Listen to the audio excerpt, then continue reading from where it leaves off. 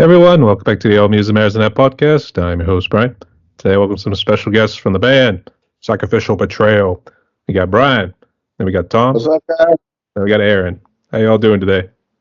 Good, man. How you doing, Brian? Doing good. I started a little bit later because I actually took my 1 a.m. to church, so that's why we started around this time instead of noon. But it's all good. So, Cool. Thank you for having us, man. no worries. Which part of the world are you guys hailing from? Richmond, Virginia. Got more Virginians. All right, I'm liking this. And actually, I got a band. It was actually a bunch of young kids. It actually a band Lux Extermina. They also hailed from Virginia as well, more along the east half. You guys heard about them? Yeah, we just played them not too long ago. Yeah, those guys are awesome. That's good to see. But I guess how you boys been recently? What's new? Work. Just playing a bunch of shows. We have festivals coming up. We're playing out in at a place called Clearbrook of the Arts. It's going to be a festival, a DIY festival. We're going to be a part of. That's out. I think it's near Roanoke or somewhere off 85. We haven't played there before, but we're looking forward to that. We have some stuff down in Winston-Salem, doing a tour coming up in August, U.S. tour.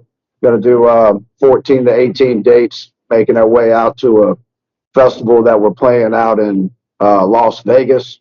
So that'll be fun, and then working our way back through Texas, New Orleans, and Florida, and back up the East Coast, come home. So going to be fun, man. We're busy. We're busy. Yeah. Trying to stay busy. Never That's busy good. enough. And we can never be too busy. So yeah. Never. I would say you got named as the Great Southern Trendkill. We want to kind of hard to go back to Pantera. So Yeah. that's what it sounds like. Actually, what is this tour? Is this, you said this was a DIY one? I guess, what are you naming it?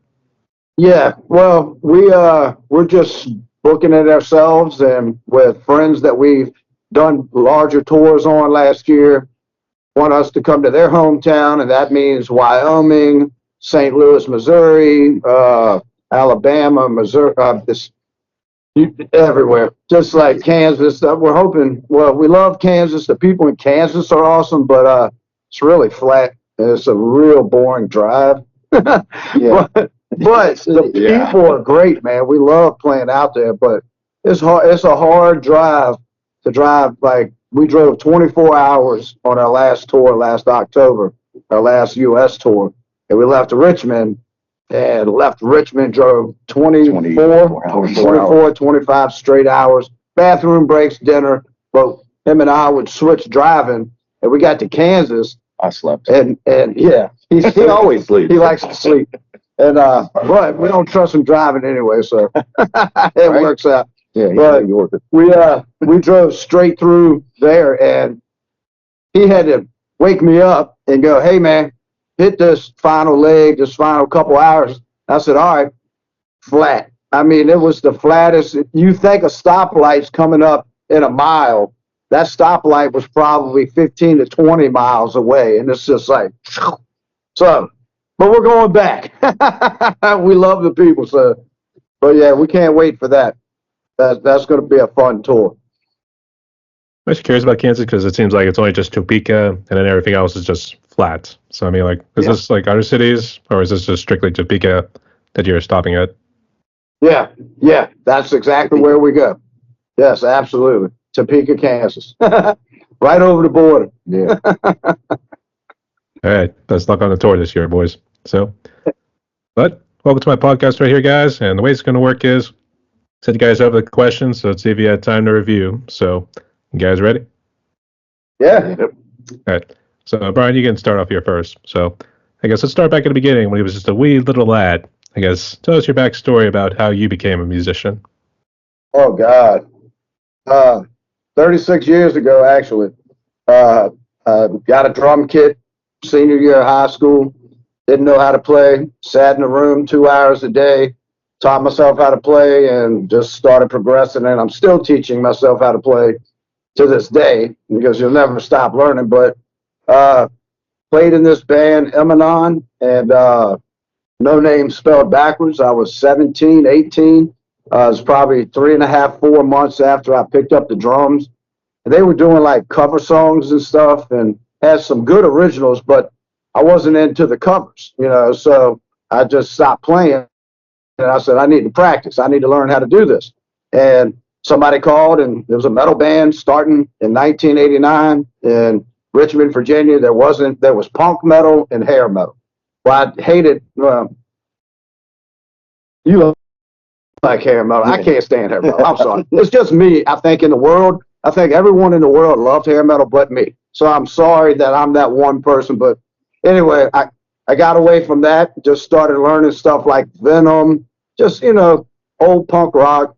And then somebody turned me on to Slayer, and that was the end of it. I was like, oh my God, what the hell is this? And the first song I heard was Angel of Death, and that was it. I was like, how in the living fuck is he doing these bass drums?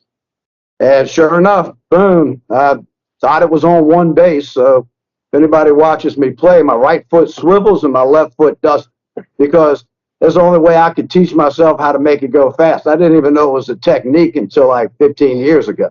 So like just DIY self-taught, and I've loved metal ever since. I was in one of the first metal bands to ever be in Richmond, Virginia in '89. We played for 23 years. I got in another band I'm still in, and then started playing with these guys a year ago this past October. Joined them on a tour across to Kansas, to hell and beyond. Yeah. Their drummer contacted them 2 days before the tour that they had just bought onto, and I didn't want them to lose their money. I tried to find a drummer to go. Nobody could go within 3 days, so I felt bad, and I told them I'd go do the run for them. I did it. Halfway through, they offered me the position. 2 months later, I accepted, and we've been nailing it ever since. So, trying to play more. So, but that's pretty much me in a nutshell. Yeah, I've been around since metal wasn't cool. So now metal's everywhere and it's beautiful. So I get to be a part of it both ends, from the inception of it to seeing bands like Death, Obituary, see bands like that used to come through Richmond like in 1990, and they weren't signed on the label. They, it was just death metal was coming through Richmond, and it really stuck here, and a bunch of bands came out of here. A bunch of my friends chose the path to do it through labels, and I decided I wanted to stay on this end, and that's where I've been, and I enjoy doing what I do for me. And if other people gravitate to it, then that's even better, because I could make somebody else enjoy something that I enjoy, and we have the same thing in common. It's kind of cool. So, but yeah, it's just a self-love. It's like some get addicted to drugs. I'm addicted to beating on shit. So, so I'm stuck. At least it's a healthy addiction. Yeah. That's for sure.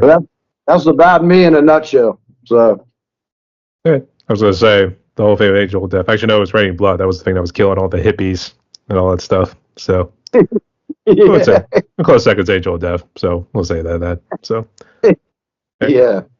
I guess, Tom? Yeah. Let's see here. I was born in Long Island, New York. With the music stuff, I definitely credit my brother. He was 5 years older than me.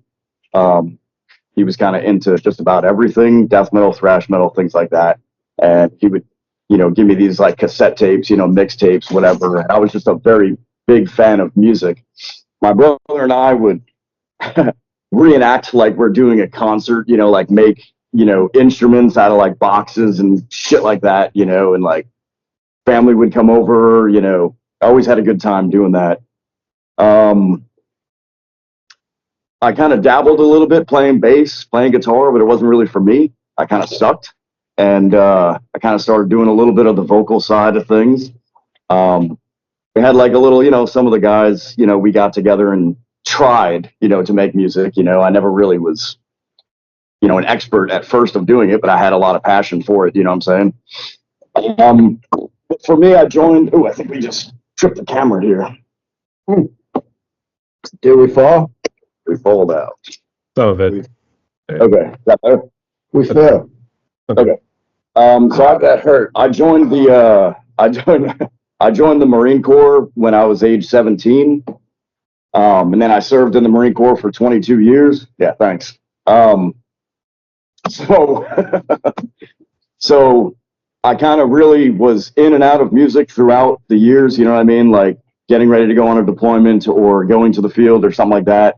So when I was back and I had time, I would, make all the attempts to try and continue and pursue music and kind of learn how to be a front man.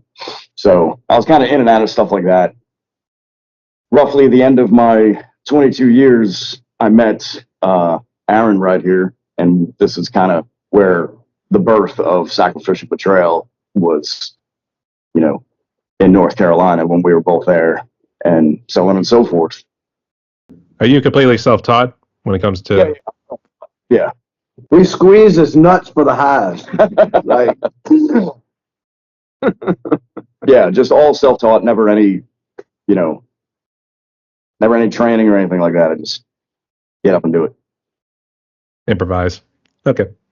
And Aaron, what's your story? I never really was into music as a smaller child, but around 9 years old, my dad had bought a guitar and brought it to me. About this time is when I learned about Metallica, so I couldn't afford like guitar lessons or nothing, so I'd sit and jam with the tapes till I figure them out. And I realized early that I definitely had to play metal because all the other stuff was just too boring to me, First band was really not even a metal band. It was more of a punk band.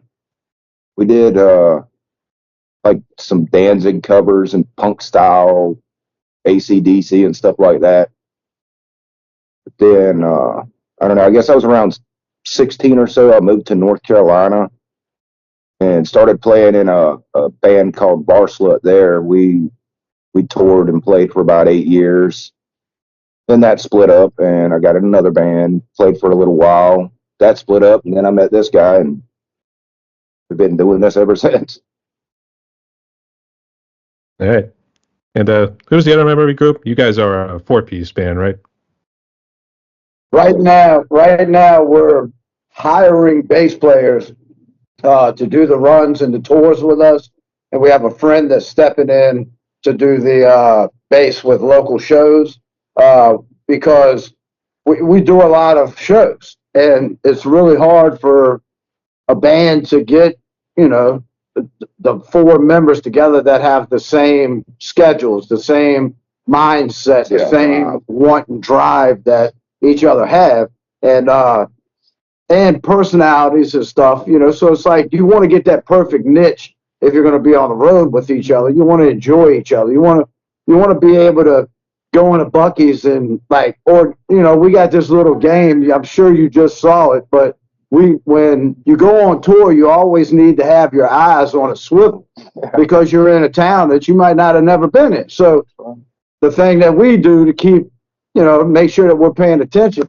is like that. So if he was to have blocked me, he would have got a free Ric Flair swat on my chest, and everyone would go, woo, like Ric Flair. So anyway, we have a good chemistry, and we don't get mad at each other. We work any problems that we ever have, which really haven't had any in a year and a half, other than finding that next person that, is going to contribute equally in the business of the band, to where when we have to go across the country, we plan that. It's not like we go, oh man, let's get it. It's not like my buddy Chris Adler and Randy Blythe when they went out the first time in a beat up ass van and said, we're going to play in parking lots, garages, and you can't do that anymore. That's kind of dead, but early 90s it worked, because you didn't have internet, you didn't have podcasts, you didn't have anything. It was word of mouth and flyering in the city, so you could draw some people to a show if you just popped up in the town. But now you have to. It's a different society. It's a different music industry. It's a different way that music is listened to. we have hard CDs, but that's just for the people that, like me, collect, or him, collect. 1,000. Yeah, he probably collects more than anybody I in have this country. ridiculous collection. He has to have a 3-story house, so he has 1 story for every collectible that he has. I mean, Yeah. but anyway, but people like albums. You know, back in the 90s, it was all about, oh, the album. Oh, you never listened to it. It was just right there up on your shelf. And that's what people are now doing with the CDs, because no car has CD players in them unless they were pre-2012 or something, 2015 or something. So, you know, it's kind of like we need to find that fourth person. And we have great musicians that are with us, but we want them to like the music. We want them to want to write the next album that we're starting to write. You know, we just released this one, 5-6 months ago. Doubt Kills Dreams. And we released that, and now we want to come back with a, you know, sophomore issue, you know, release, and, you know, keep releasing albums, and, you know, keep building it up, you know. So we did just find out from, we recorded that Doubt Kills Dreams album. We recorded it here in Richmond, and with Javier Ramos, excellent engineer. He owns a studio here called Indoor Suns Productions. And he just called us the other day and told us, congratulations, you just passed 10,000 streams. And that's like, huh? We did what? Show me. That's what I told him. I said, show me. Show me that we, you know, because we're not that type of band that stays online and like whatever likes we have on Facebook. I don't know how many, but say there's 100 likes on our Facebook page. That's 100 people that found us, and we're not fishing for people. We want organic. We're just, I like that old school organic vibe where people, you play anywhere across the country and 50 to 200 people show up to see you. And it's like, man, you know, we've been waiting for y'all to come here. And it's like, what?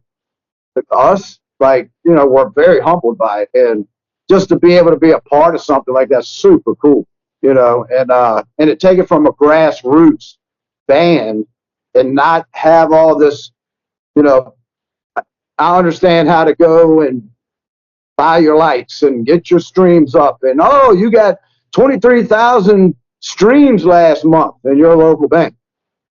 Okay, damn, that's pretty awesome. I mean, but I think that's a lot of work on somebody outside the band and the band of pushing that nonstop to get those numbers. And when you just throw it out there and say, hey, people, here's something you can listen to, and they actually go find you, I don't know, it just kind of means a little more, it's more personal to me, I think, than just to have numbers, you know. So real numbers is better than bot numbers, I think. So then you got people that show up to your shows instead of just liking that you're having a show. Yeah. Look at you. Look at you. Look at you. We can't keep this dude. This dude's from the hills of West Virginia originally. So, you know, you got to bear with my buddy right here. So, yeah. You don't know his own strength. So, yeah. He's like bear strength. I think back when he was a kid, he used to wrestle bears and stuff up in the mountains. So. Okay. Let's go ahead and jump into the band, Sacrificial Betrayal. Little deal. So, I guess it sounded like it was Aaron and Tom who had initially started off. So, I guess one of you guys want to give the backstory about how you came to be and how you got Brian? Yeah, sure. All right. So we come from an area in Jacksonville, North Carolina. There's not very many bands, or at least at the time.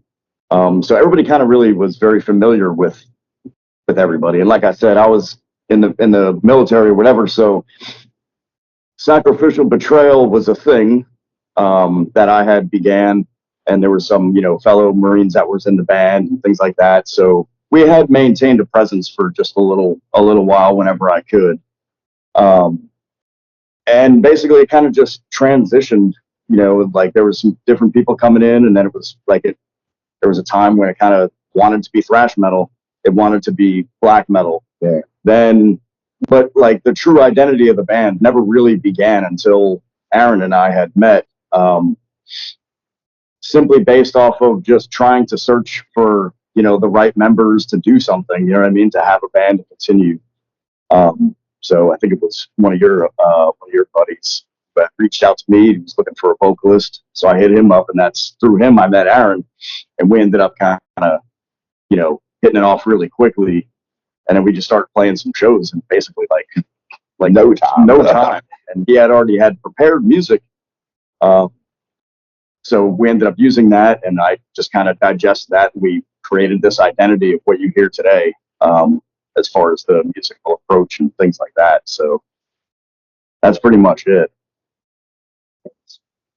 So I guess I was gonna say, was it your idea for the band name, Sacrificial Betrayal? Because I keep thinking of Deicide's Sacrificial Suicide.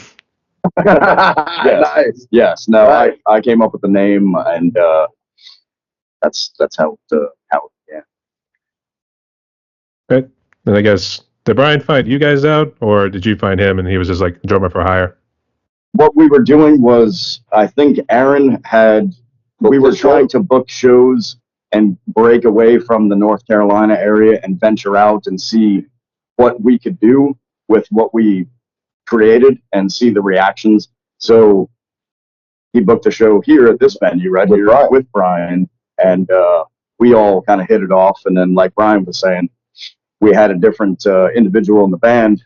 Great people, you know what I mean, just couldn't commit, and, you know, whatever the case may be. And then we reached out, and then that's how we got together. So you never really had a permanent basis, someone who was always there to play bass. I guess you always had to hire, I guess we could say like a mercenary bassist in a way, whenever you think about it, just in a joking term. That's how it kind of came to, yeah, just simply because like the tempo that we're trying to maintain, you know, it's like, get that guy, he's like, oh yeah, I'm fully in this, you know what I mean? And I'm like, okay, well, here's the tour that we're going to go on, you know what I mean? And then the story kind of slowly starts to change, and they don't want to basically be upfront. So we're very upfront people just in general, and we just point blank, like, are you with this, you know what I mean? But we've just not found that member who's just like, yes. And it's like, we can get that authenticity from that individual, and okay, now we can go, you know what I mean? So we just been kind of working. And the bass players we have are amazing. Yeah, I mean, they're that's the thing. Yeah, everybody's been in this band has been simply amazing. It's just kind of like people want it till it's handed to them. I just leave it like that. And then the real mindset has to change, and you know, you're either a musician or you're a musician that wants to be a musician.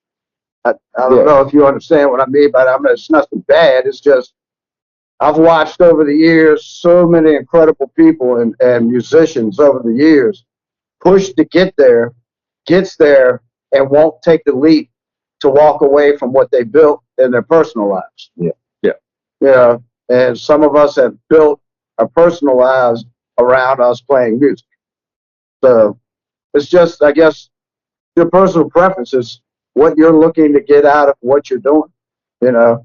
And I've never cared to be known or anything. I really don't. I mean, I just enjoy playing music. And when I play, I go off into some la-la land, and I'm just staring at one thing the whole time. And I'm probably singing some of his lyrics, but I don't know I'm singing them. I just black out, play the song. Then I come up, I hear people either like it or boo us, and then we count the next song, and then we play another song, and I do it again. And you know, we kind of just all get lost in the music. And that's why I love being a musician, because we've created this music that makes me happy, you know. And you know, also get aggression out. You know, it's illegal to get aggression out except with drumsticks. So I never had. I'd say if society frowns upon you trying to smack your girlfriend's butt, so I mean, that's a thing. I guess, how would you describe your genre? I guess, is it just old style death metal, or is it just metal, baby? I mean, I would say it has a hardcore approach, but it is rooted with kind of like a groove. But hardcore metal. So hardcore metal would be the best way to kind of describe it, because lyrically speaking, it's a hardcore, type of, cadences, things like that. But it has that metal aspect of it too. So it's not one or the other. It's just hardcore metal. We try not to get too technical with it, so people that aren't musicians can grasp it. That makes sense. Yeah. No, I get what you mean. But I guess, so what sort of bands, I guess musicians as well, would say really influenced your style of play and music style? Because we start with Brian, then we'll just work right down the line. All right. Well, this will come as a very weird answer, but I have 3 bands, and I haven't listened to music since 1995. If I don't see you at a live setting, I don't know you exist. I don't ask why. Music in 1995, all of a sudden, The camera, please. you got to keep your hands off the camera, baby. I'll put that thing behind it. Yes. Oh no, can't get there. But there's 3 bands that I think all music is based off, and that's the number 1 band of all time in my brain. It never will be changed. Is Led Zeppelin. I am obsessed with John Bonham. I love him. Started playing drums because of him. And the second band would be Rush. Neil Peart is just Neil Peart. So put both of them together, and that's kind of like the style that I learned to be able to play, and then I just sped it up. And then my third is the almighty gods of death metal, which is Obituary, and so happy that 10 years, well, probably about 7 years ago, I actually met them for the first time because a friend of mine, Scotty, he plays in a rock band out Stanton area called 434. He's best friends with his wife. So he's known Terry Butler for 25 plus years, and we went out to the Golden Ponies, a place out 85, and Obituary played, and that was literally the first time. And this is a band that I've been watching since 1990. First time that I ever saw them perform live, and they pulled me up on a tour bus, became friends, and me and Terry now are friends. We chat on Facebook, we text each other. I mean, he's a wonderful human being. I mean, that dude he's all that what you would think that bass player is, but that's pretty much my influence. And then when Slayer popped in my head, the speed came, and I was like, holy shit, what's this? I got to learn this. I got to learn it. And I thought it was a 5-piece drum kit he was doing it on. So I had a little 5-piece Rogers kit at the time. I learned how to play Angel of Death on a 5-piece. And then when I got that double bass and learned how to do it, everyone was like, good God, you're so fast. And I'm like, no, I'm not. I don't ever see it. But I think and contribute that to, I had a 5-piece drum kit playing Angel of Death. So, it's kind of like that right side of my body has stayed with me since I've been 20, so 19. But yeah, that's my influence, is those 3 bands and a bunch of live bands over the last 36 years of seeing live acts. Just you pick things up and you like certain things when you hear it, and you don't go back. I have an old word that doesn't exist anymore in the dictionary, but it still lives in my life. It's called a poser. Well, there's a lot of posers in metal now. I'm sorry. I'm probably going to catch some flack back from this, but it has to be said because no one talks about it. And it's like, plug and play pisses me off. It's just, I'm old school. I want to see you fuck up on stage and come back and stay on time. And I want to see you drop a stick and grab the stick and stay in time. I want to see you drop a pick and be able to pick with your fingers. That's why I'm coming to your show. If I want to hear your music and just listen to you, I won't pay the $20 or $30, and I'll just put it in my phone and I'll download it and I'll listen to your music. I want to see live music, and that's kind of dying. I book and run a venue in another round down here in Richmond. I used to own it. I just sold it because music's starting to get real busy for me. So but I'm still here working. That's where we're sitting at right now, is in the venue side. We just had practice this morning, but so I'm active in booking a lot of bands. I book probably 300 plus shows a year. So, I get to see a lot of stuff, and, it's a lot of good stuff in this venue. It's not a lot of the fake bands don't come through here much, so they'll go to the bigger venues where they can sell their act. And I mean, I get it. Times change. I just don't have to. That's all. I want to keep playing. I want to be able to physically show people that this is what we do on the recording, but it's better live. Come see us live, and the energy is like, it's like we talk about it all the time. They'll listen to it, to the last CD, and we'll be like, man, that's just not got that energy that we throw out live. It's like, how do we capture that? And I don't think you ever can. I think it's something that's so raw and in the moment. That's why I like playing the music that I play, because you show up and, like in this venue, we played with the X-Cops, and there were people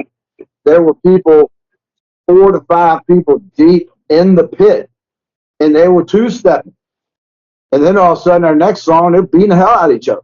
Then the next song, they were dancing, old school circle jerks, so it's like, that's the energy. That's why I continue to play with these guys and keep playing music, just for that raw energy of that 30, 40 minutes that we get off of the crowd. That's worth the 23 hours of traveling, having to smell these guys, and having to, stop. This be my family for the 2 weeks or 3 weeks we're out. So, but yeah, that's pretty much my musical influences and where it came from. So, I think some reason you really dug the song "I Don't Care" by Obituary. I think that's Brian's little anthem, to be honest, there too. I'll do what I want. So yeah. There.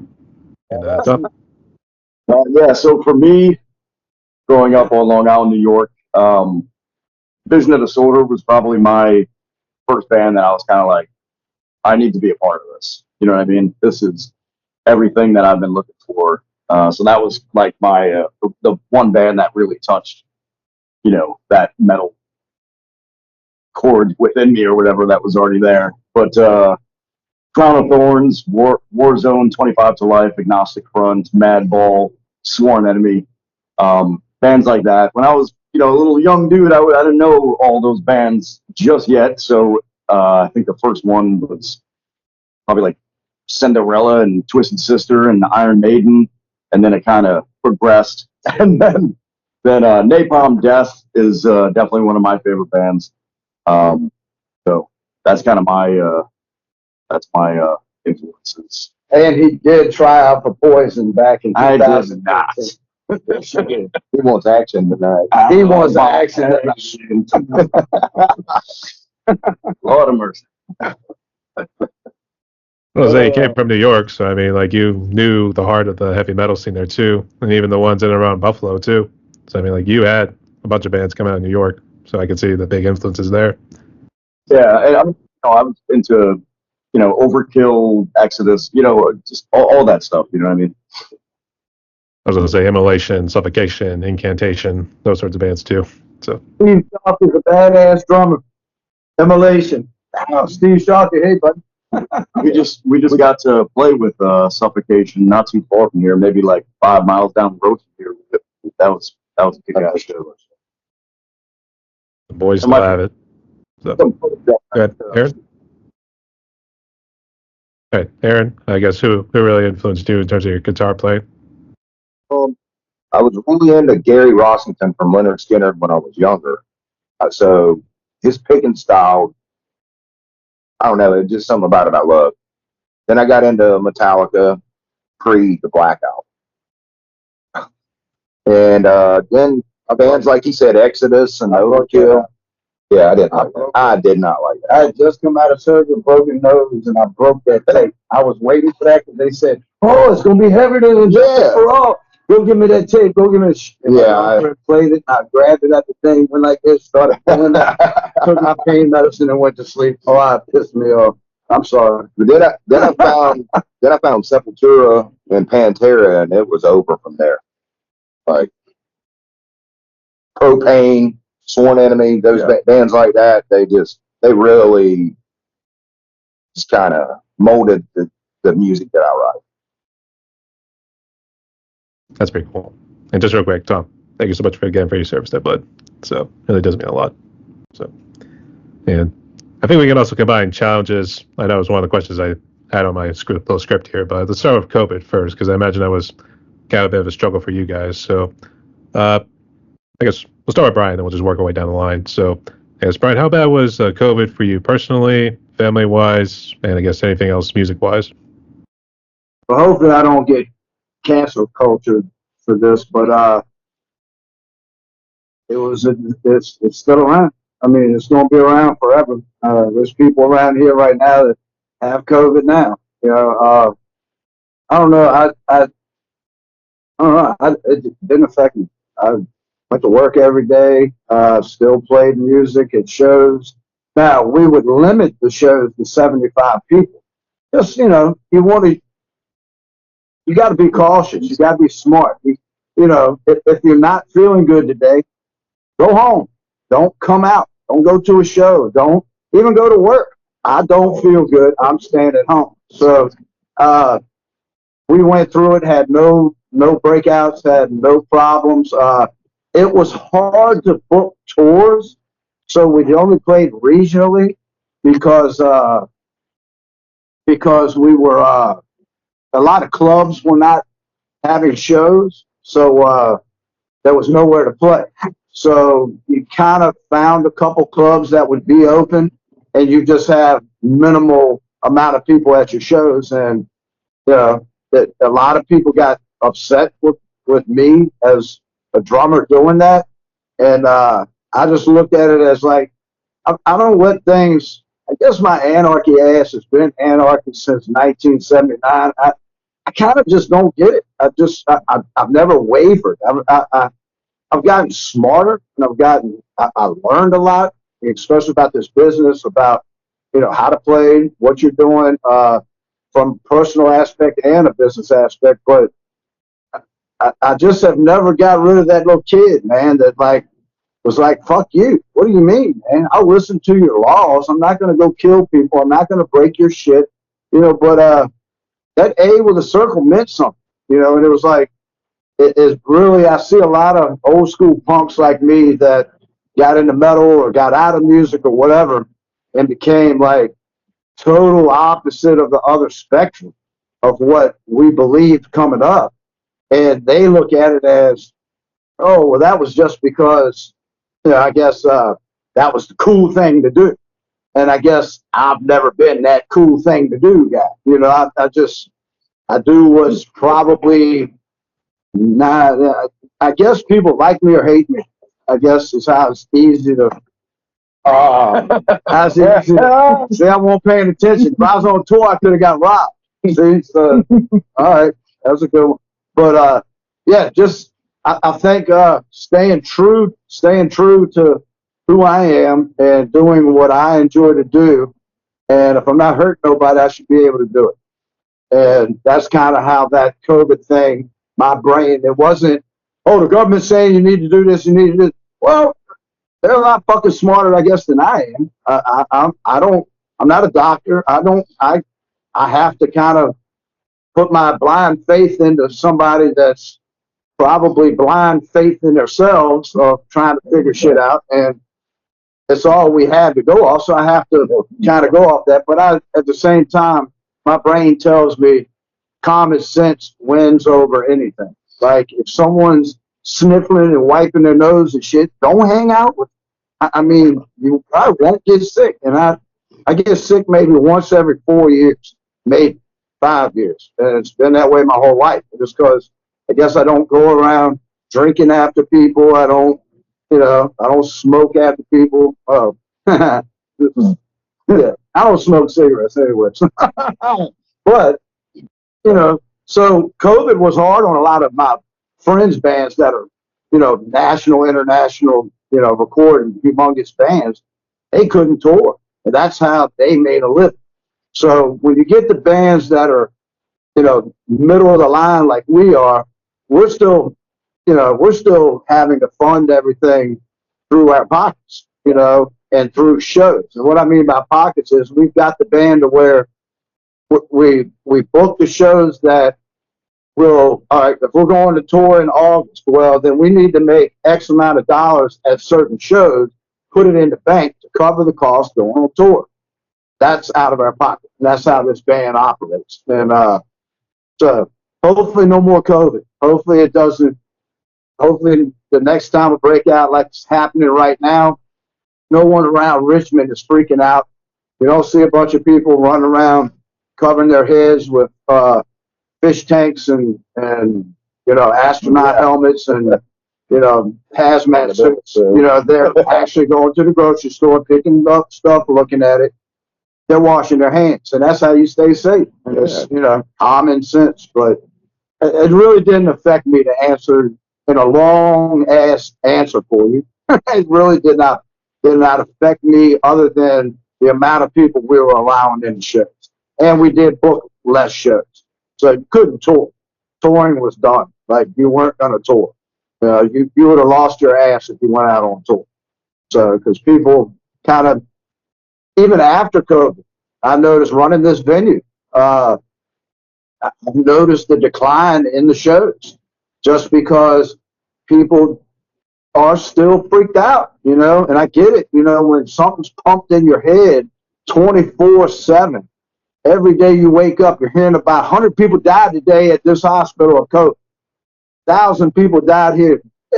I see how some people can have that fear-mongrel personality, and they got scared, and they still don't think it's safe to go into clubs, and they don't come out anymore, and it has hurt the industry. Unless it's a big show, you're not going to see 250 people in this 250 space that I have.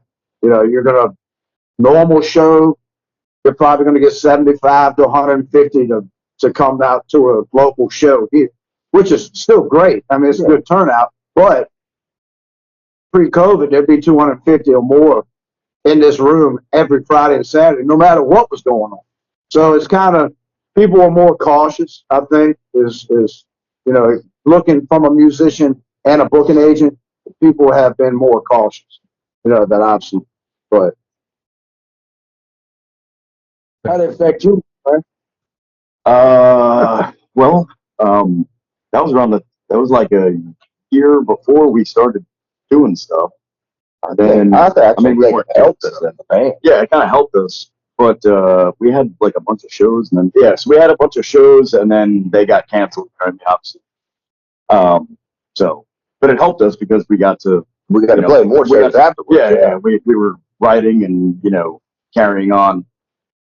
But I was still in the military for that, as well. So everything was just kind of, I was going through the retirement process, so everything was handled over the phones and stuff like that for me to finalize all my stuff. Me personally, I'm like Brian. It didn't really affect me much at all. I never was around anyone that had it, or I didn't even know it had it. I was saying, you was living in a foxhole. Yes, I was in a foxhole wrestling bears. I had it like 4 times. Yeah. Oh Lord. But yeah, I'm agreeing with Brian. It didn't really affect me at all personally. As a band, I think it helped the band because we were struggling to get shows, and then they stopped, and then all of a sudden it's like, here, take this show, this show, this show. They just kept handing them out after that. Alas, Lord is upon me. So yeah. But all jokes aside and everything too, it's good to see you boys are doing well, and it's good to see you guys were able to pick up some new shows and everything else here too. So heads off to you. And good luck this year on the tour. I'll say that much.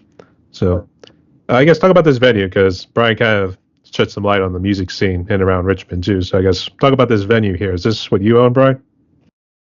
We just sold it back in October of last year, but the new owners wanted me to stay on to book and to run the shows, and sound equipment and everything, lights and everything here are still mine in possession. So pretty much I run this. It's a 250 cap room. We've had people from I Hate God, Artillery, Johann Schwartzberg from Amon Amarth, who lives in Charlottesville with his girlfriend's a friend of ours, Kim Dyer. She's the ex-Volvatron from Gore. Gore came up when my other band was coming up, so me and Dave Brocky were best friends. And like me and Mike Dirks are still good friends. And like if you're from Richmond in the late '80s, mid '80s to late '80s, beginning of the '90s, you were in that circle with, you know, I remember Lamb of God was a punk band when they first saw my band. So it's like, you know, we all come up, but yeah, I got sidetracked. My brain just went that bar. Shoot. With another band. Oh, so 250, we book everything from couple cover bands to mainly metal, hardcore, punk.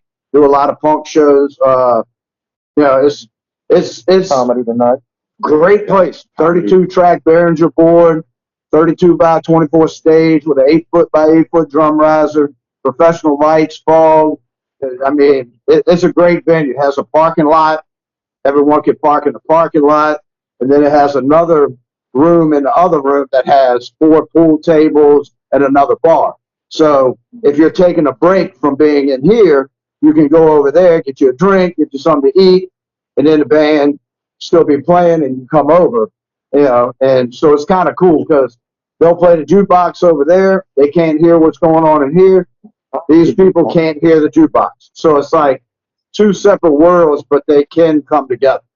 And so it's a pretty cool vibe. It's here in Richmond on 7515 Brook Road. It's now called, the sign hasn't been changed, but it's now, the new business is called Mel and Jay's. So it's another round at Mel and Jay's. So the owner, Jessica, bought it back, like I said, in October. She has another venue across town that's about 35 minutes on the south side of Richmond. So I'll be booking some shows over there. They've never had metal out there. So it's time to show them Wake them up. what hardcore and what metal is about. So we're going to start doing some stuff over there. But yeah, so good little spot. A lot of tours come through here, larger tours to, you know, we've had Haggis here. I mean, I go down the list and we do a thing each month for the last, oh gosh, I think it's been the last 10 years, something like that, 9 years we've been doing, called Free Metal Friday. And what it is we pay every band that performs, but we make free entry for people to come. So they have a big crowd, and we book people from all over the country for that. A lot, but we always premiere the Richmond scene. You know, I've always been about the local Richmond scene. So, you know. You said you were good friends with Dave Brocky and Gore. Yeah, well, not no more, but well, I guess I'll be his friend till I die. But I mean, yeah, he ain't been around for some years now. But yeah. I remember that morning. I remember getting that text message. I didn't believe it. You can't kill that son of a bitch. I mean, in my brain, like just knowing him, and I've seen him do. You couldn't kill him. It was like he didn't live by our laws, kind of thing. But one of the most smartest human beings that I know. I mean, probably. I mean, I knew a different Dave than everybody else knew. I didn't know I did know the one with the cutoff shorts and the tank top and coming in the show. Hey, what's up? I'm Brocky, baby. You know that. Yes, I knew him because I'd see him out. But when we were together, it was mainly a lot of times it would be Mike Dirks, him. Anytime you saw Brocky, you'd see Mike Dirks. And so that's how I'm still friends. Me and Mike live around the corner from each other. Still friends with Mike. Just was chatting with him the other day while he was out with ex-cops. But he's an incredible human being. I mean, they all are. Mike Bishop's a buddy. He's a great guy. It was nice to see him come back in the band and become whatever the name he is. I mean, I've seen Gore 4 times in my life. I know people like, I've seen Lamb of God once. So it's like, when you're friends with people, you really like, when they hit that statue, you're just their friends. You know, that's why we've been friends for 35 years. You know, I'm not, I love Gore. I love what they do. I mean, I remember playing with them at Charlottesville at Tracks back in the day. I was in a band called Log, and it was kind of like a pop punk metal band. And we opened for War here and there around the country. And it was Steve Douglas was the original Balzac. He was in Death Piggy, and then they went from Death Piggy and started Gore, and then they had a falling out or whatever happened, and Dave fired everybody and got all new members except for the drummer. So you know he's been with them the whole time. But yeah, just you know seeing them crash, cutting heads off, and blood. I mean, seeing the crowd react is cool. But like I told Brocky, we were friends for 2.5 years, and he used to follow my band Afterlife, and I never knew he played. I just thought he was like a fan, like he was a cool dude that you liked to drink and like party. So I hung out with him, and long story short, he was a friend for many years until I got that phone call. So, but we all come from that era of music, you know. So That's for sure. Hey, rest in peace. It's good having David Brocky around. So, gonna say bar's still going strong. I wish he'd come in with some of his dumbass sayings of yelling and screaming out that kitchen, but it's not gonna happen, you know. But I mean, I can't even go to the War bar because I don't want to see his costume that Dirk's put up in the window. You know? So it's kind of like I've dealt with it, but I ain't dealt with it. I didn't go to the funeral get together they had at the National.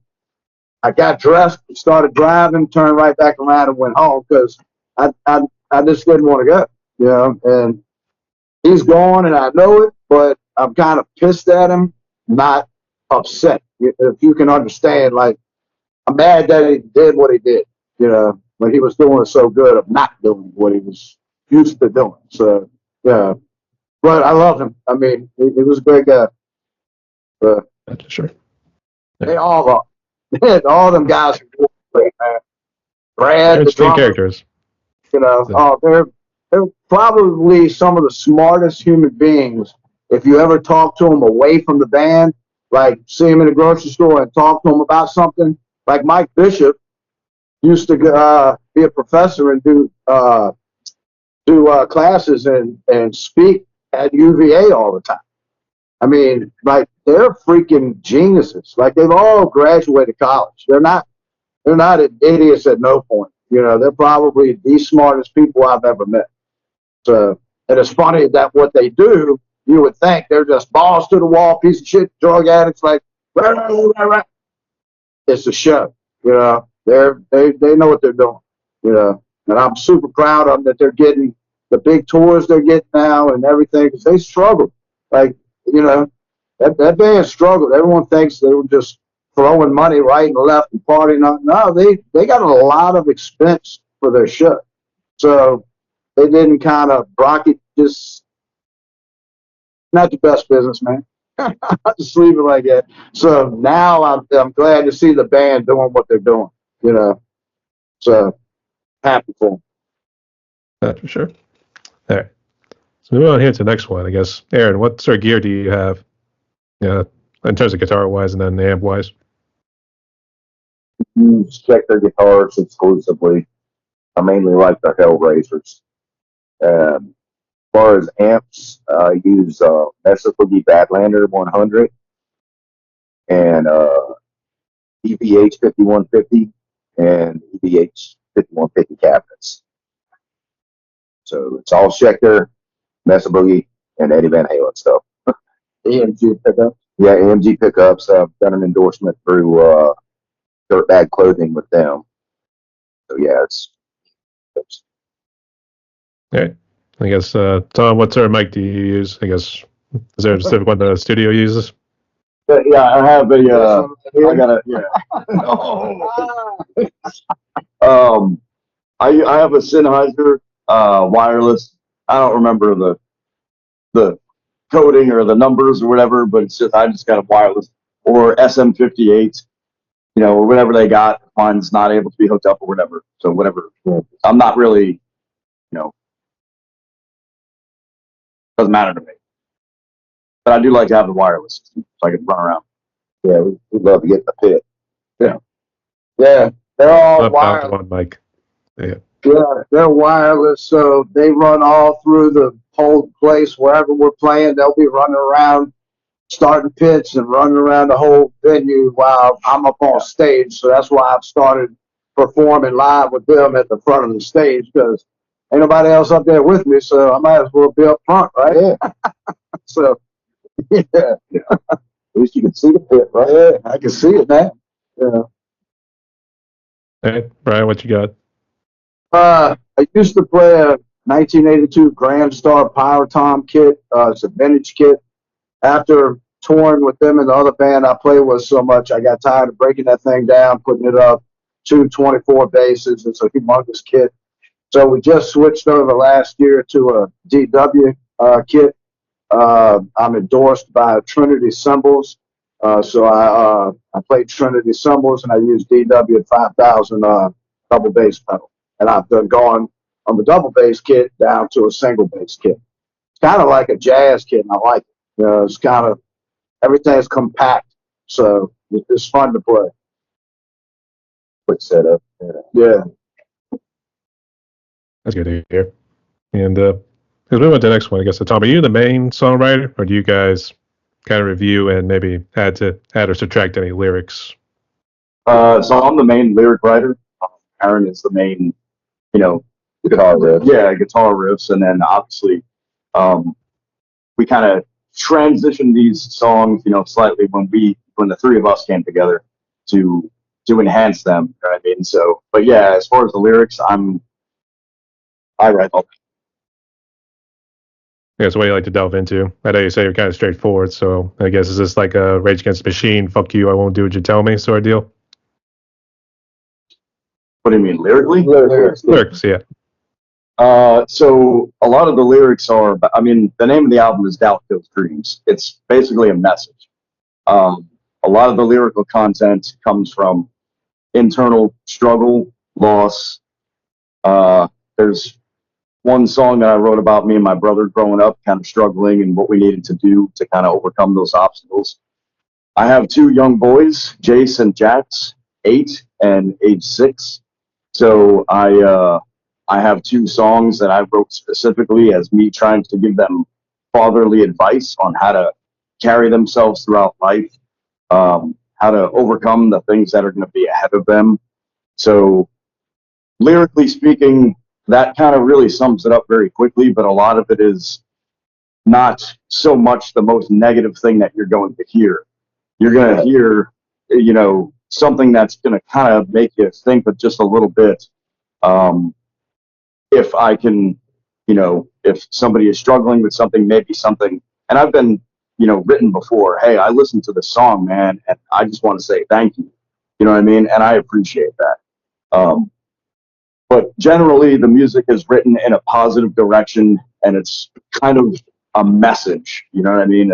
I've said that already, but that's pretty much how to kind of sum it up. You know what I mean? Just open it up and read it, and you're going to kind of, to move forward, you got to give up what weighs you down. And we start to break down, right? Yes. And then, so it's kind of like that stuff, and it's just an absolute release, and they mean the world to me, those lyrics. And I spent a very, very long time trying to come up with the best way, the best advice for my boys. And some of the songs, some of them were just me getting out what I needed to get out from my experiences with loss, from the military or just other situations in life that everybody goes through. So hopefully that answers the question. Very much, actually. And I'm actually curious, how is life in the military? I guess I know boot camp's always it's like pushing you to your limits mentally, but I guess what was it like? He was the asshole telling everybody what to do. So for him, it was probably fucking great. Won't you ask a different question, like, what was it like your all the people that had to listen to your fucking ass. That'd probably be a better. Oh man, I that's kind of a. I'll put it this way: it has its ups and downs. The thing is that banter. You know what I mean? Like what we have, that brotherhood. It comes when you're in the military, and then it could go away. It's all about who you're surrounding with, who you're working with, whatever, to kind of keep you uplifted and keep you challenged at the same time. It's definitely not an easy lifestyle, for damn sure, but things can be a lot easier when you're around the right person, who kind of push you, further. You know what I mean? Like, but even in you're doing the worst type of activity that you don't want to do, or you're in a hostile environment, it still goes to the brotherhood and who you surround yourself with and who's going to get your back and who's not. Hoorah. So, yeah. Semper Fidelis. Don't get him started. He'll start shooting shit up. Don't start yelling at him. You saw him the other day when I started the boat up and it backfired. He's like, what was that? Jeez. I do get a little jumpy every now and again, but that's a whole different conversation. As you could probably lead into this here too, but I guess the challenges you guys face these days, being musicians and in this band right here, I guess would you say more of your challenges are more mental, or do you think it's maybe trying to get the venues and everything else and the travel too? I mean, me personally, nothing. Yeah, there's nothing. There's no challenge to it to me other than finding a bass player who'll come and step in. I guess when you, like you said earlier in this conversation, being straightforward and never like talking around the bush. Yeah. Being like, hey man, stop and brag like today. Stop and brag. We're all sore. We've been moving. I moved, he moved, he's been helping. So we're all sore as hell. So we kind of brags today and we're like, oh my God, what's that? What's that? And so I stopped in the beginning of one of the songs because we were dragging. Yeah. And like, I just looked at him and said, dude, you're dragging. Pick it up. He doesn't get mad. He's like, okay.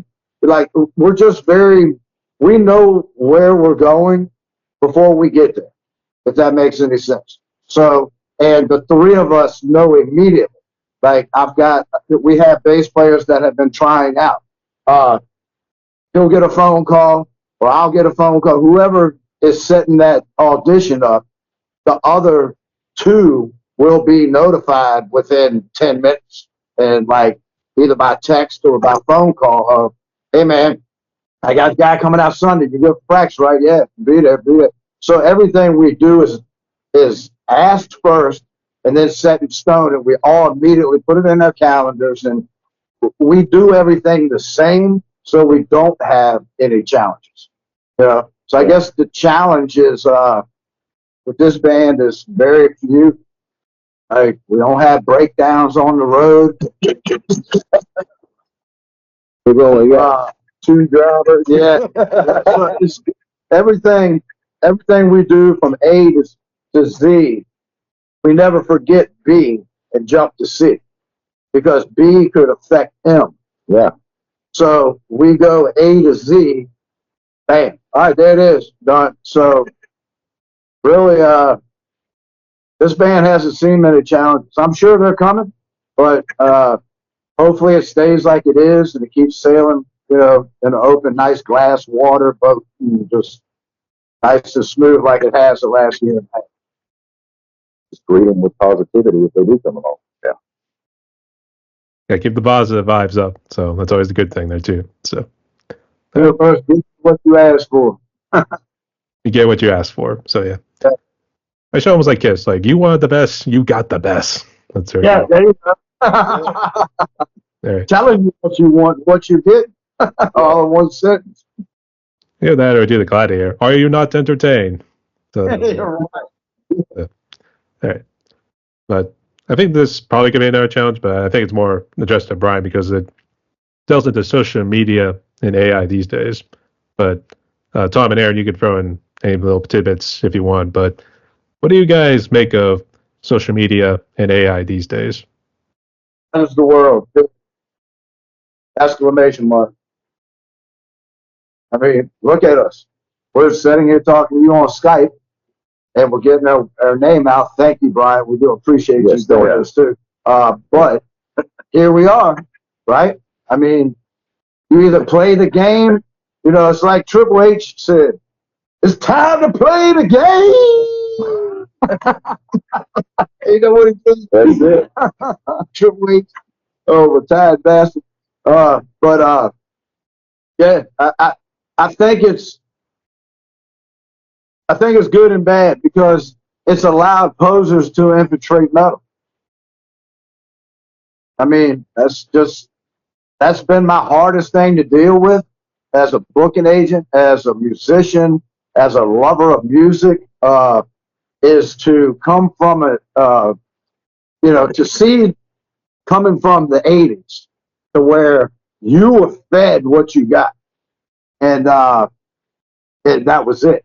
You know, you weren't, you didn't have things to check on. So, but it is an instant thing now, you know, and the society we live in, you have to move with the times. You have to sit there. Would I love to do nothing but go around flying stuff and show up and think there's going to be 300 people at our show? Yes. Yes. Because that would mean people are just walking the streets looking for music like they used to. And they're going to club hop looking for that one band that they want to hang out with tonight. And I haven't seen that in 20 years. You know, so I get it. Times change. People change. People are brought up different. You know, my kids, when they were younger, all their friends had cell phones, had laptops, had gaming devices. My kids got them when they were 16, when they started working. I mean, like, my kids don't live on social media. They have social media, of course, you know, the 26 and 21. But they, at those ages, to see them travel to Bonnaroo. She gets in the damn van with her friend and goes to Bonnaroo every year. She goes to these DJ, what they call them, dub fest, and you know, she loves that music. So, but she's out doing things. She's not finding things to do on her phone. You know, so both of them. So it's like they kind of are something like I would like to see everybody be, where you use the social media, but you don't live on the social media. And unfortunately today, we live on social media. Now you want to talk about AI. Oh, hell no. So in other words, anybody on this planet that knows how to run an AI program, I could make this band look, man, I could flip your brain out. I could make it so perfect that everything everybody sees is just, oh my God, oh, I got to see this band. Would it work? Hell yeah, I know it will. I'm a musician first. And I want people just to organically find us and just like the music or not like it. You know, there's going to be people that think we are the worst band in the world. Oh, that's fucking hardcore shit. I get it. Some people don't like it. I was raised on it. So it's like, then I went into metal. So this band's kind of like perfect for me because I come from where that started and I'm trying to elevate it with metal. And I enjoy doing it. But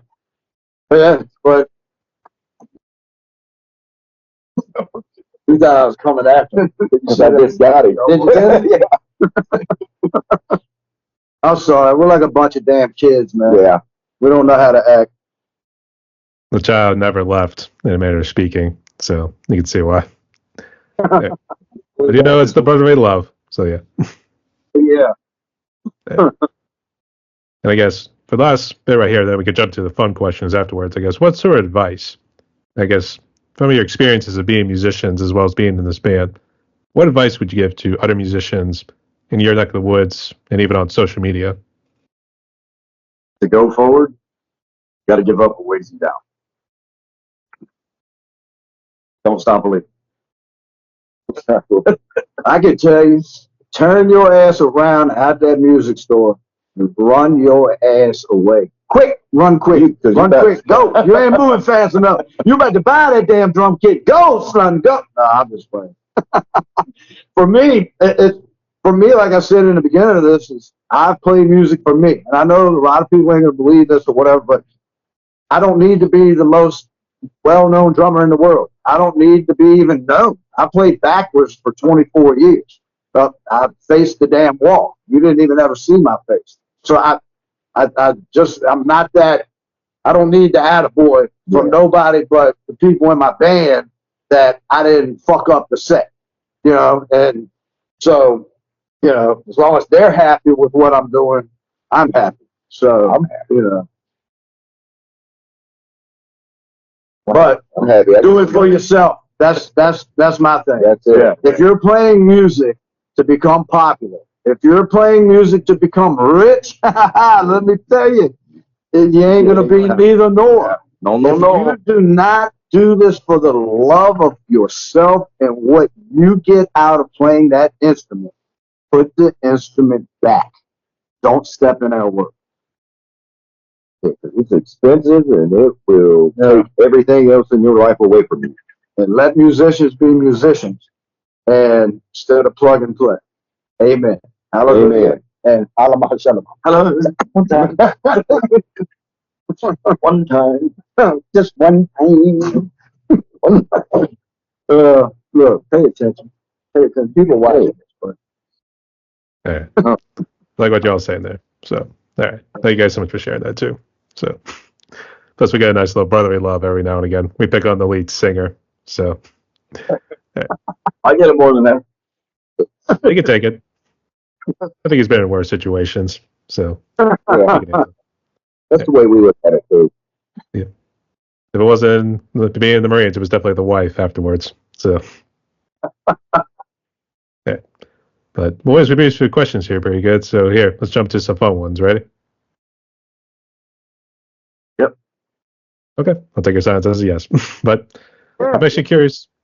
If there's a Richmond dish I haven't heard about yet. But Brian, what would you say is currently your favorite food? favorite food? Well, I can answer for the whole damn band because we eat it all the way across this country. And I can tell you, St. Louis, Missouri has the best fucking pizza everywhere. Anywhere. Believe that. I'm telling you, it's better than New York. It's better than Jersey. It's better than any state we've been in. So I wish I could remember the name. It was attached to the Mag Bar. Isn't it the Mag Bar? Yeah, it was the Mag Bar. That was in Kentucky. In Louisville, Kentucky. I'm sorry, Louisville, Kentucky, the Mag Bar. Attached to it is a gentleman and his wife that started a pizza place. And all it is like, I mean, it's no bigger than a kitchen, you know, and it's the best pizza. We got 3 of them. We ate 2 before we left, and then we got 1 for the road, and ended up eating that before we finished load. I mean, it was the best. Yeah. So pizza would be pizza and cheeseburgers. That's the answer. Yeah, grilled cheese for him. And grilled cheese for this dumbass. He won't eat no but and make sure it's American yellow, please. Yes. No cheddar. With a little pickle. Yeah, a little pickle on it. Little onions on it. Stone Cold ET. Oh, yeah. Say what? No bacon on your grilled cheese? I've seen people do that. They put bacon on grilled cheese. Yeah. Oh, bacon and grilled cheese is, yes. Bacon bits. Bacon bits. All right. Ham and grilled cheese. Little onions on it. Yeah. we found. Oh, man. If you get a chance, go on YouTube. If you already might know this guy, but Stone Cold ET. That's his name. He comes through the drive-thru with an ET mask. He talks like Stone Cold, but he goes like it's ET. And this guy is funny, man. But anyway, that's where you see the onions. And that's why we're doing stupid stuff. There's always somebody doing stupid shit in the world. All right. But all great choices nonetheless. Actually, I think I knew that pizza joint because I did have a relative who did live in Louisville, and we did stop at a pizza joint the one time. Was this when they did the cheese on top of the toppings? Is that what it was? I think he did. Yeah. Okay. Yeah. I know what you're talking about. Okay. That place, it's just a small little place. Him and his wife, It's incredible. I mean, you can't sit and eat there. No. It's a to go all To the window. They go to the window, order, and they come back 15 minutes. Or he brought it over to the bar to us because they're attached. So, but yeah, we can't wait to get back to Louisville, Kentucky, just for the pizza. Yeah, we get 4 or 5. Yeah, we're gonna take some, make flash freezing things. Get a pizza oven in the RV. Yeah, we'll be set. They'll be gone by tomorrow. So yeah. Yeah. And you were talking about I can't ever say the second part of their name, but Lux. Go ahead and say the second name of their band. Lux Extermina. Thank you. That's Extermina. Jackie is an amazing human being, and I love him. In case he watches this, I didn't want him to think I didn't know his band. He is in that band, and I love Jackie. Jackie is like, I swear, like my stepson. He's such an exceptional guy. He played in a band, Illusionist. Actually, Max used to play with him that plays in a band called To Be a King. Max is their guitarist, but he was sitting in on bass for us for a little while, covering some shows for us. A lot of great bands around here, man. But Jackie, I love Jackie. So I had to go back to the beginning of the interview when you mentioned him. I just wanted to give him a shout out. So. Actually, unfortunately, it was Alex Goodson, their drummer, I had interviewed from that band. So Alex is a great drummer. Yeah. Yeah. Actually, funny enough, his cat actually knocked over one of his little paintings or something and fell during the interview. So, Damn. it's funny cat's story, like- too. Bitch. I mean, I asked him if he wanted to stop, and he just said, "No, let's keep going. Let's just keep going." God bless him too. All right. So, Brian, here for the next one. What would you say is currently your favorite movie or favorite TV series, if you want to share one? Watch this. I don't watch movies. Oh. I'm gonna go with. I've been a fan of this, but I know it's become extremely popular. Is he gonna say Now. Terrifier. There it is. I'm a big fan of Terrifier ever since All Hallows Eve came out. Because he wants to have sex with the clown. It's all about having sex with the clown. Go ahead, tell him. Tell the world. Maybe you'll meet the guy and finally get your way. TV shows. I follow WWE, so I'm gonna watch the Royal Rumble probably later on today. Yeah. Other than that, that's Movies, Texas Chainsaw Massacre, the original. TV shows, pretty much stuff on the Discovery Channel. About it. Ancient Aliens. Tune in. Watch it on Friday nights. You'll learn about your life. You learn about the mysterious beyond and what those mysterious flying saucers are now. So Yeah, they're coming to get you. Tell them. They're eventually, coming. they're not going for your cows anymore. That's the thing. So They don't want the cows no more. I think it's too many chemicals that we're putting in the cows now. So even the aliens don't even want to eat the meat. Right? Don't you beam that up, Scotty? beam me up, Scotty. So there. All right. All right. For the next one right here, Brian, what would you say is your favorite alcoholic drink, and what's your favorite non-alcoholic drink? I haven't drank alcohol in 26 years. And so, but it used to be Bacardi 151, 9 shots, 1, 2 people of Ice 89, and then Rolling Rock at the end of it. Blues. And that was my end of night drink. So, yes, I used to love alcohol, but I haven't drank in 26 years. And unfortunately, sweet tea is my favorite, but most people don't know how to make it. So unless I make it, I don't drink it. So I drink Mountain Dew, which is going to rot my mouth, and I need to stop drinking this shit. I still got to be. I'm the only one who drinks. Usually rum and coke. I have a little shot of tequila every now and again. Anything in your bag. Just find Tom. Tom will hook you up. I like with taking it from the bootleggers from 7-Eleven room. Yeah, see? Club tails, non-alcoholic. Probably just, I guess Powerade maybe. I don't know. I don't really have like a favorite. I kind of just whatever. So But yeah, primarily rum and cokes, Tanqueray, tonic, all that stuff. So no, Vodka, Red- primarily alcoholic drinks. Hold on. And once in a while, they'll have Yeah. you gotta have Jameson, Yingling. I can't pronounce He'll that. have one of all. Yeah, I'm not drinking.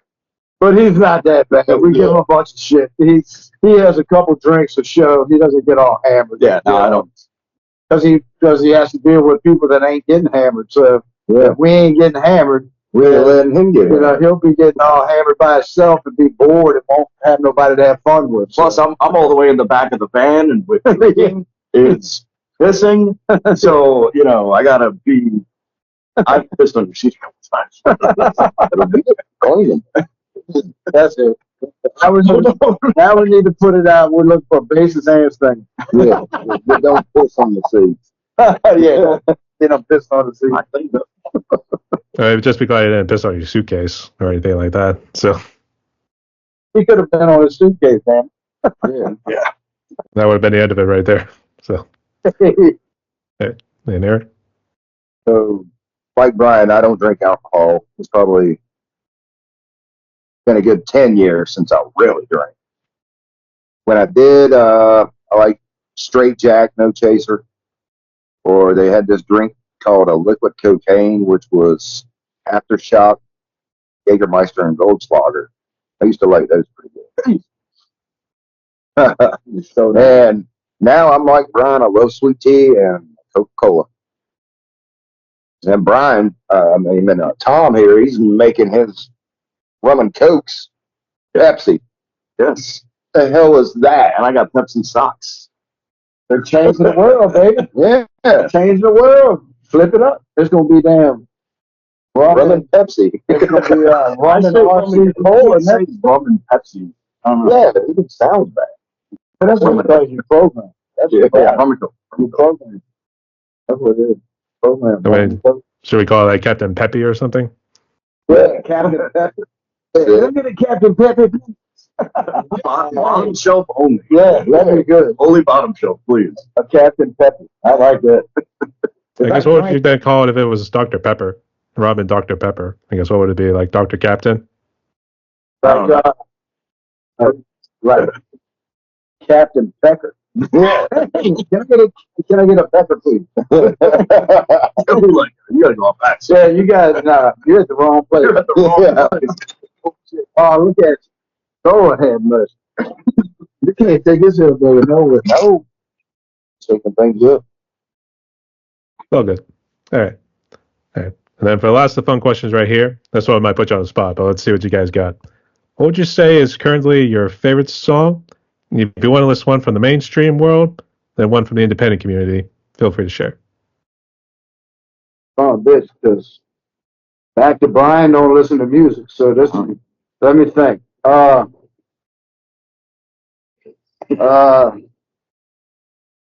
Girls just want to have fun. Cyndi Lauper, sir. Thank you. That's it. Thank you. That's the number one. How about unsigned band now? Unsigned band.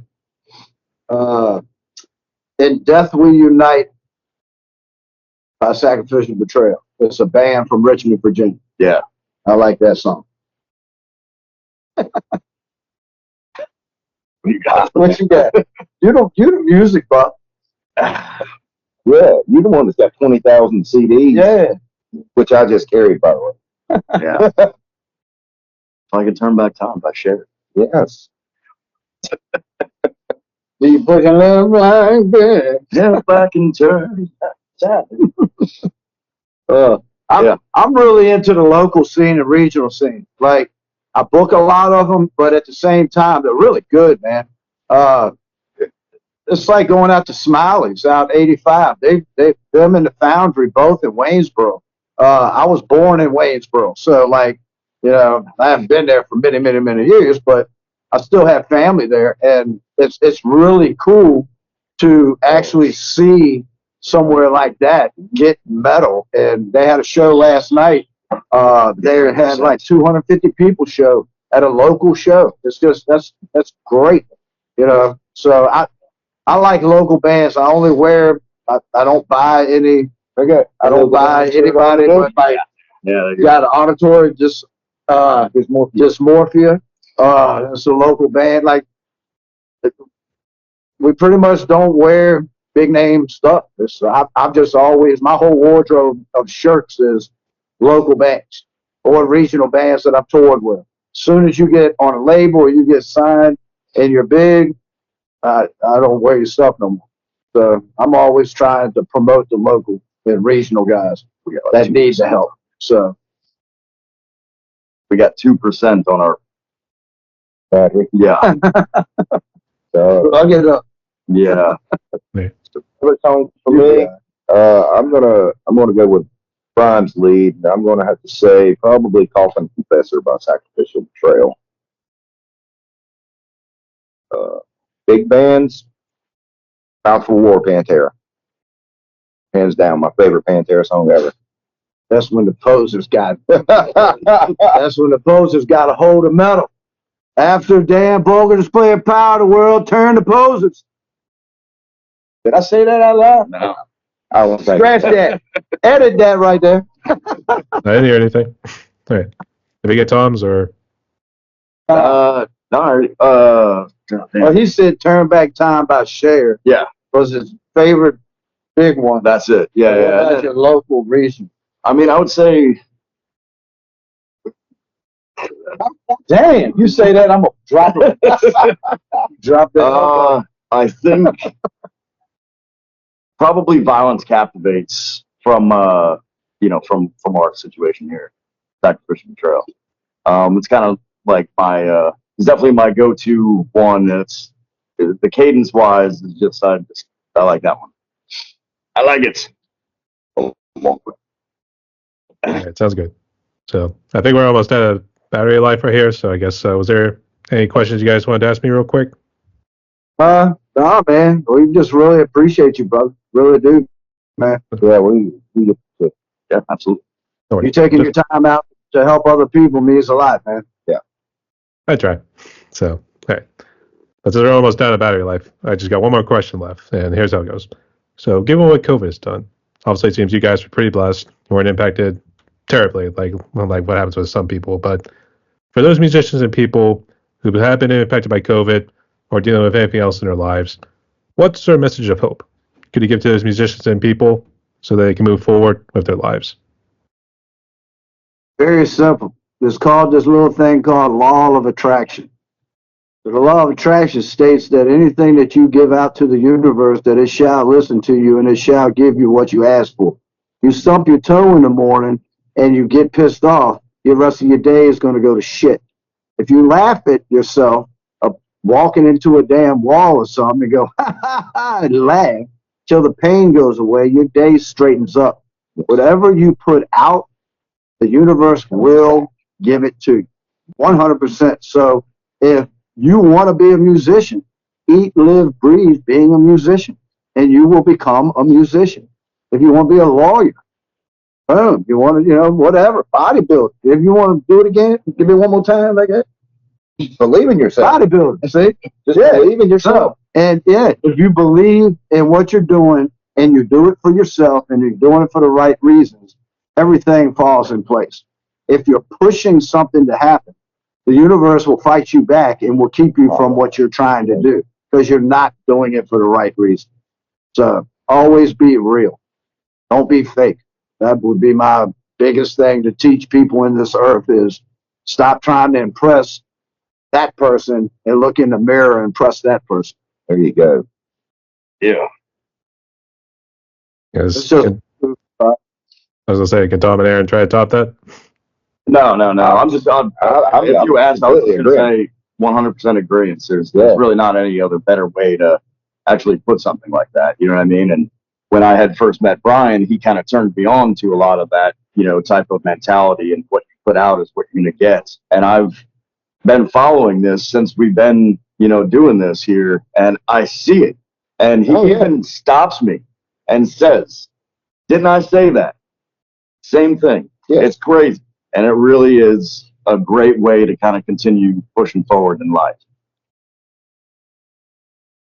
All right. In that case, spoke like a bunch of true prodigies. Okay. So, boys, we reached the end of my podcast right here. We talked a little over an hour and 30 minutes. Before we close out, got any other shout outs? Any final words you want to say? We just want to thank everybody else that continues to contact us for interviews, to push our stuff, Book to shows all with the us. venues that allow us to come play, and they take care of us and appreciate us, and all the bands that we've played and toured with, all the bands we're going to play with and tour with. Randy Martin all for of help the- set up this man's drums. Yeah, my boy Randy Martin is local shows. He always drum techs for me. So it's like we have a lot of people. Nothing. And one thing I'll leave everybody with is no band is ever successful because they're good fucking musicians. Let me say that. It's the people behind those musicians that you will never hear from, you'll never see, you'll never even know they existed. You just think these 5 guys went out and did a bunch of drugs and became this big entity called Metallica, and now they have everything. No, they had so many people behind the scenes funding their tours. They had people doing things for them. And just like us, we appreciate those people. We appreciate the venues. We appreciate the booking agents, the promoters, everything for supporting us and helping us do what we love to do. And we just hope that we can always show up at that show and give the energy back to the people that they give to us. All right. So that's going to do it for this interview right here. So everyone, my guest today was Brian, Tom, and Aaron, hailing from the band Sacrificial Betrayal, hailing from the lovely state of Virginia right here. So go ahead, all streaming platforms, all social media and everything here too. Let's go help our brothers out and also support our brothers out at another round right there too. So, all right. So boys, you all stay safe because you know it is a crazy world out there. Rock on. Stay tuned, y'all. Thank you, man. Thank you. Totally appreciate you, brother. Thanks.